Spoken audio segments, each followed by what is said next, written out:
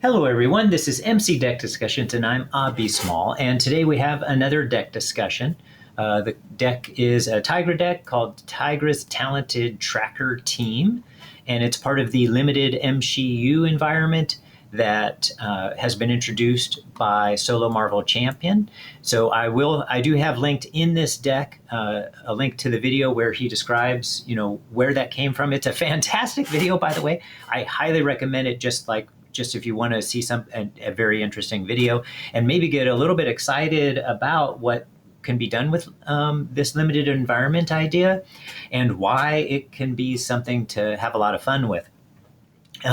So I highly recommend his video. I'll try to remember to link it in the description of my video as well. But no matter what, it'll be in this deck.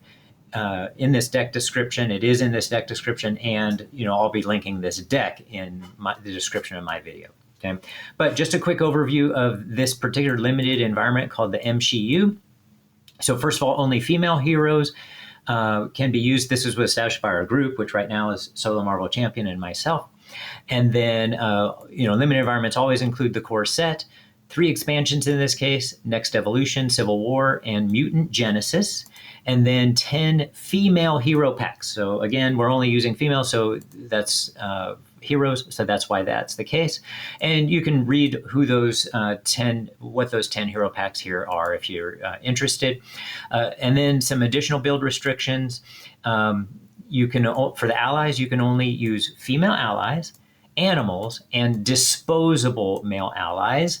And I happen to have all 3 of those in this deck. That's Nick Fury Sr., and Professor X, and the signature ally, of course. So that would be, where is that? Moon Knight, right? So Solo Marvel Champion had pointed that out, that we should make sure to include that, so people realize you still have your signature ally as well. All right, so let's get into this deck. So in this deck in particular, and I think you're going to find maybe a lot of my decks and maybe a lot of Solo Marvel Champion decks are going to end up including the Dora Milaje allies, so that are also Wakanda, right? So it's Aneka, Ayo, and Okoye, and each of them has an ability like this special, right? So this one has a response. After Aneka uses a basic power, resolve the special ability of another Dora Milaje ally, and her own special is remove 1 threat from a scheme. And then Ayo's is similar. The special is deal 1 damage to an enemy. And Okoye is instead, the special is choose a Wakanda hero or ally. They get +1 thwart and +1 ATK until the end of the phase. And these 3 are the only Wakanda heroes or Wakanda allies, no hero in this particular deck. And then I'm going to mention the support that goes along with it. Of course, then there's Dora Milaje, is a support Wakanda 3 cost, and it has this action: exhaust Dora Milaje, resolve this special ability on 1 Dora Milaje ally, and heal 1 damage from that ally. Note that you could use this ahead of time before you attack or thwart with one of those Dora Milaje allies. There's no limit on this, so you could just ignore the healing part and be able to, if they're not yet damaged, and at least trigger their ability right away. So that's the advantage of if you already have Dora Milaje out in play. In addition, I do recommend that you, when you use this, you would want to use either, if you have Okoye out and another ally out, another one of these allies out, use either Aneko or Ayo prior to using Okoye. Or do you use Okoye first? Choose Wakanda hero. Yes, prior to using Okoye, because they will trigger her ability, and then she can get the +1/+1 on herself. Because then when she makes her attack or thwart, then it will trigger one of these specials, and these specials don't have something like that. They can just trigger any time, right? So special, remove 1 threat from a scheme or deal 1 damage to an enemy. So that timing doesn't matter, but using them prior to using Okoye will let her become a 3/3 for her attack and thwart, and could even be an additional point to that if Dora Milaje is out, the support is out, right? And then Hope Summers, I've included her, I'm pretty sure, in every single one of my Tigra decks, right? So her main key is that she allows you to get a superpower card and add it to your hand, as in search your deck for a superpower card and add it to your hand. And so a lot of the times, especially late game, I'm going to be shooting for Tooth and Claw to be that card because that's a superpower card. But she also has Feline Senses as a superpower card, and her Cat-like Reflexes. Those two, that provide some extra. Preventing damage, and you can confuse one of the minions, which actually can work out really well when you want to be able to keep one of those minions out in play and not defeat him yet, and be able to go down to your alter ego side. So Cat-like Reflexes can be really nice for that. And then I'm pretty sure that's all of those. And then we have two allies that can put. Oh, I'm sorry, I skipped Ironheart. And then we have Ironheart. So we have a series of allies in here that can draw cards. So Ironheart, Nick Fury Sr., although Nick Fury Sr. is often used to remove 3 threat instead, but I definitely used him at times in order for to produce more card draw too. And then if you team that up with Tigra's own card draw, right, from her her response after the player phase begins, draw 1 card for each minion engaged with you to a maximum of 3, then that card draw pays off in much bigger ways. There's nothing like combining card draw with card draw that just pays off so much in a deck. Okay? And then let's see. Then we get to the status lock allies. So we have Mockingbird that can stun an enemy. Typically you'd want that for the villain, though there can be some usage here for putting that onto a minion instead, and then just using Mockingbird or some other ally to defend against the villain. And then because of Tigra's ability and wanting to keep minions out in play whenever you can. And then lastly, we have the other status lock ally is Professor X, so that you can end up confusing the villain. All right, so that's it for the allies. And then for the events, this was pretty cool, actually. So previously, I had only used multi-talented in Jubilee decks because it works just so incredibly well with her. And I didn't really think it was going to be effective in other decks, but we were pretty limited on the choices here. So my original intention was actually to build a pool deck. Notice this says pool, but Deadpool is where the pool cards are connected, and since Deadpool isn't part of the hero packs that are allowed for the MCU, my pool deck is actually just a basic deck, which made this for a fun build to go, hey, let's see how Tigra does in a limited environment that is all basic cards, and it ended up being a very powerful deck. And so one of those surprises for me was multi-talented. Did I use it all the time? No. But I did use it a lot whenever I had the power in all of us. So I'll come back to multi-talented in a sec, but let's look at the resource cards real fast. So we have the usual doubles, Energy, Genius, and Strength, and the 2 cards, the power in all of us, right? So double the number of resources this card generates when paying for a basic/gray card, right? And those are wild resources. So multi-talented now, let's look at that. Okay? So multi-talented is an attack and a thwart, hero action. If you paid for this event using at least 1 physical, deal 2 damage to an enemy, 1 mental, remove 2 threat from a scheme, 1 energy, heal 2 damage from your identity. You are guaranteed to hit all 3 of those anytime the power in all of us is in hand. And because there's a lot of card draw in this deck, the power in all of us comes into hand very often when at least one of these multi-talented cards are in hand. And so you end up guaranteeing that you can play multi-talented and hit all of these because 2 of them are wild. So, and then just pick 1 of any other card to pay for it, including, you can always use, Quinn Carrier as well. And you're guaranteed to hit all 3 of those. Are they big impacts? No, but they ended up being impacts that made just the difference. So the 2 damage was often just enough to, hit a minion for that couple of points of damage, and then an ally or a Tigra could finish them off. Then you have, remove 2 threat from a scheme. Again, usually just enough for another ally to team up with and finish off a scheme, or at least put it in range to finish it off in the next turn. And then healing 2 to your identity meant that we could stay in hero form a lot more because it's of course in solo risky to go down to alter ego. Even if you have Professor X, that's still just once a deck pass that you can get Professor X in. Okay? But overall, the deck had tons of flexibility. It could adapt. If you were having trouble with threat, we had plenty of threat removal throughout this deck. If you were having trouble with where the minions were getting overwhelming, you needed to get rid of them, and you often had to because you couldn't keep them stunned for long, then you could get rid of them between the multi-talented and all these allies. And of course, Tigra is just can be really good once she gets out her sharp claws. She's great at taking care of those minions really well.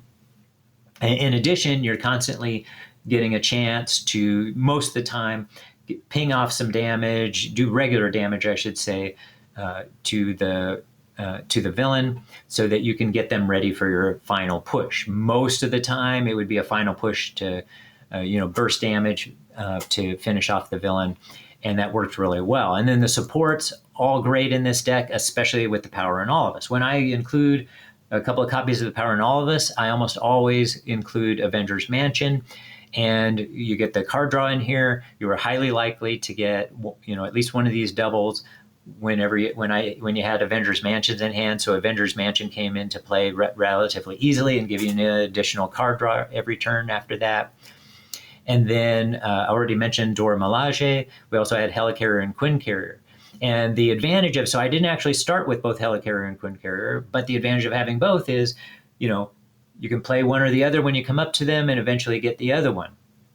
So it really tended to flesh out naturally through your gameplay. You didn't have to make special efforts most of the time to get either Helicarrier or Quinn Carrier into play, or Cat's Head Amulet into play. Those tended to happen just naturally because of all the card draw, letting you have plenty of resources to get those out and play when you wanted to. And in addition, we had I ended up putting downtime in the deck and endurance. So Tigra had no problems maintaining her health in most of the games. The vast majority of the games. She was down to like 2 health for a while in some dangerous situations against one of the villains, but I'll mention that when we get to the villains. Okay. I do want to mention real quickly, so I did make some deck refinements as we played, and then I'll go to the villains tested afterwards, right? Because that's why the deck refinements occur. So originally, I had 2 copies of Hit and Run. I removed both of those. I just wasn't using them. So as a reminder, so it's a 3-cost event, an attack and thwart. Does deal 2 damage to an enemy, remove 2 threat from a scheme, right? So it's so it's kind of like multi-talented, but with less flexibility and doesn't have the heal part of it. But I was just never playing it. I would just never play it, and they're just making out the switches just ended up being much better. And those switches were that I ended up putting Helicarrier and downtime into the deck, right? And downtime for those who haven't seen that in a while either. So you play under any player's control, max 1 per player, and then your alter ego gets +2 to the recovery. So now Tigra, who has a 3 recovery, now has 5 recovery. So that's really nice. Plus, if you have endurance out, now she would have 13 hit points. So makes that really good too. But of course, you get protection from your cat-like reflexes as well. And I might as well, just in case somebody hasn't played Tigra in a while or isn't familiar with her, her alter ego side, right? She does have 10 hit points, a hand size of 6 on that side, hand size of 5 on the other side. And she has undercover workability action, search your deck and discard pile for a copy of Hunted and add it to your hand, right? So this still isn't, as effective of a deck as like a protection deck where you can put in really, I think her best build, at least my favorite build, was in protection. But this deck ranked up there with the other decks that I've been building with her. So it'll be tough to choose, which decks I end up being my favorites after that protection deck. All right. So last things are the villains. So some results there. So as I mentioned, for the most part, we had very good control. The villains I played against were Claw. I always play in Standard and Expert, and I do have an Expert house ruled for house rule for Claw, you're welcome to pause the video and read what that is here if you want to know what that is. But it adds a consistent higher level of difficulty with that house rule. Okay. All right. So we got standard and expert Claw, standard and expert Morlock Siege, which were handled very well. I was very happy with how well that was handled, though it was Tigra did get down to 2 hit points. That was against Morlock Siege. I do find that, especially if you're facing Grey Crow, that you can get down to those 2 hit points relatively quickly. And I happened to be facing Grey Crow in that. Then we had Standard and Expert Iron Man, again, handled really well. And then Standard and Expert Sabretooth, handled really well, but it was not easy by any means. And so let me mention the burst damage, and then I want to talk about Sabretooth a little bit. So you can see here, like against Expert Claw, we had 38 points of burst damage at the end of, to finish that game off, 33 points in the Expert Morlock Siege. A lot of times the Expert ones actually get the bigger burst damage because the games last longer, and so the kit gets built out further, and so you end up with that big burst damage, usually higher in those Expert games, I find. And then, and by the way, to me, the one of the coolest villains to play against in general for Tigra is Claw, because you can really, outside of protection, it can be tough to just keep minions out and play. But against Expert Claw, there are plenty of just one of minions that only do 1 point of damage, and so it can be really nice just leaving those minions out in play. And so, so I do recommend, if you're looking for a fun game where you can really take advantage of Tigra's, hunted, her abilities, and be able to get that card draw in, Claw is really fun, in my opinion, to play against. And then, again, against Iron Man, so Expert Iron Man, 32 points of burst damage there, 25 points in the standard game.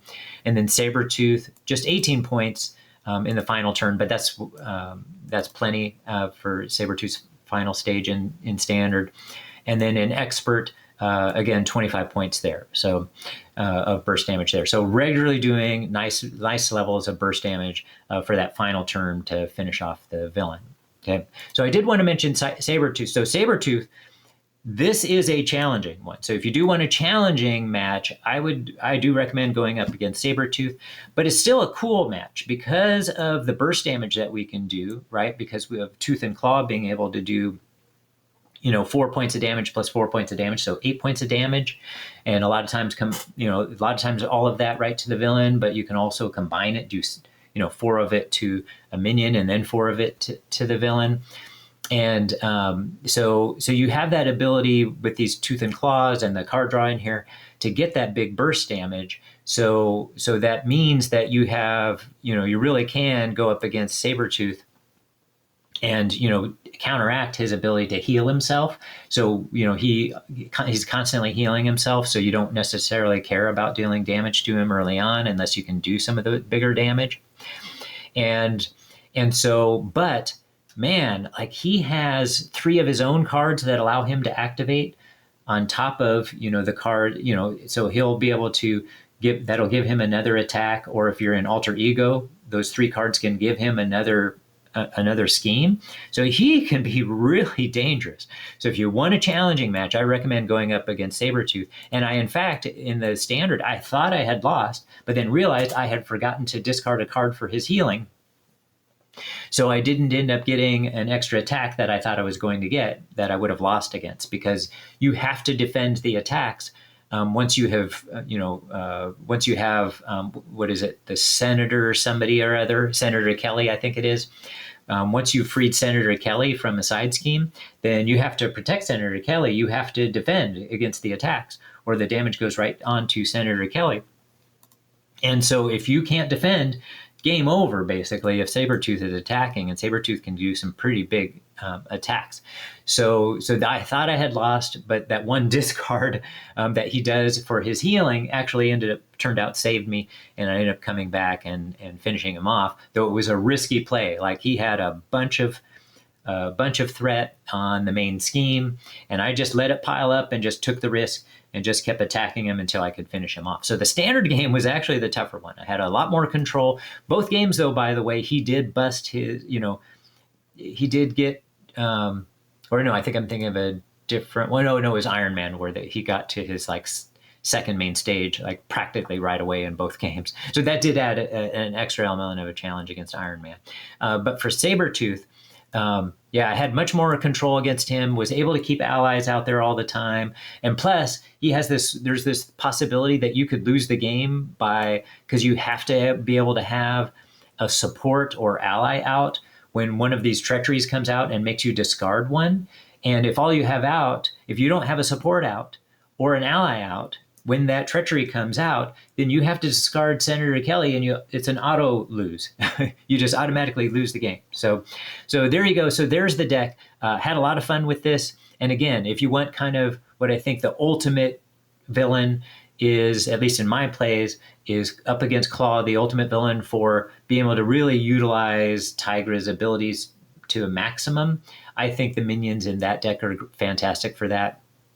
But if you want a really challenging one, then I do consider Sabretooth to be a great choice there. All right. Hope you enjoyed this content. If you do, please like and subscribe. And I love chatting with people in the comment section. Everybody have a great one, and we'll catch you next time.